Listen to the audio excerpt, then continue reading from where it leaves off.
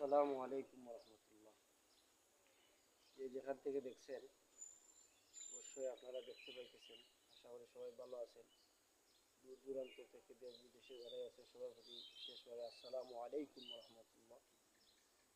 বিষয়টা হলো ইসলাম হাদিয়াতুল কুবরা রাদিয়াল্লাহু তাআলা আনহা মহিলা মাদ্রাসা এর ভিত্তিপ্রস্তর অনেক দিন আগে হয়েছিল। কাজ প্রায় অনেক হয়ে গেছে, অর্ধেক বিল্ডিংয়ের কাজের নিচের ফ্লোর যতগুলো আছে সবগুলা প্রায় ক্লিয়ার। আপনারা দেখতেছেন সবগুলা ব্যয়বহুল কাজের মধ্যে নিচের কাজগুলো খুব সুন্দরভাবে হয়ে গেছে। আরও সামনে উঠতো ক্লিয়ারগুলো ওইটার পরেই এই সাইড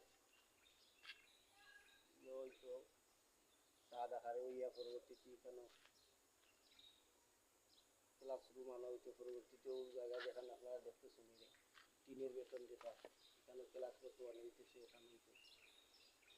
আমরা তো বিশেষভাবে বিদেশ যারা আছেন বিভিন্ন দেশে আরও অনেক মানুষের সহযোগিতা করেন মাদ্রাসা হিসেবে। আর আপনার একটা এলাকার মধ্যে অনেক বিদেশি আছেন হিসাবে আমি নিলাম গিয়া এই মাদ্রাসার শিক্ষা সচিব নাজিমা তালিমা হিসাবে সবার প্রতি আপনার বিশেষভাবে দোয়া এবং দৃষ্টি তখন দৃষ্টিতে এই মাদ্রাসা বা প্রতিষ্ঠানটি দেখায়। অত্র এলাকায় বিশেষভাবে মহিলারা অত্র এলাকার মহিলা লেখাপড়া করতেছে।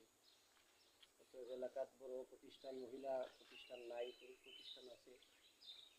সামান্য এই মহিলা প্রতিষ্ঠানের যে একটা চাহিদা এটা মেটানো এই মাদ্রাসার মুফতি সাহেব যিনি আছেন তারা সহ আরও যারা মুরব্বিয়ানে কেরামদের সাথে সহযোগিতা করেন সবাই চেষ্টা করতেছেন যাতে শিক্ষাটা সুন্দরভাবে পরিচালিত হয়। বিশেষভাবে জায়গা এবং বসার স্থান এটা বেশি ভালো না, ভিতরে কষ্ট করে লেখাপড়া করা হয়।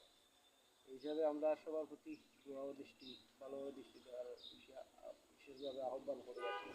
আর করতেছেন এই কারণে তো আজকে অনেক জায়গা অনেক কাজ হয়ে গেছে।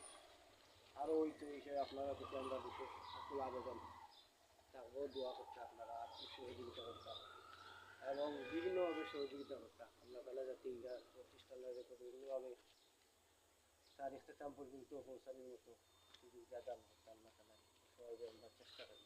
আসসালামু আলাইকুম রহমতুল্লাহ।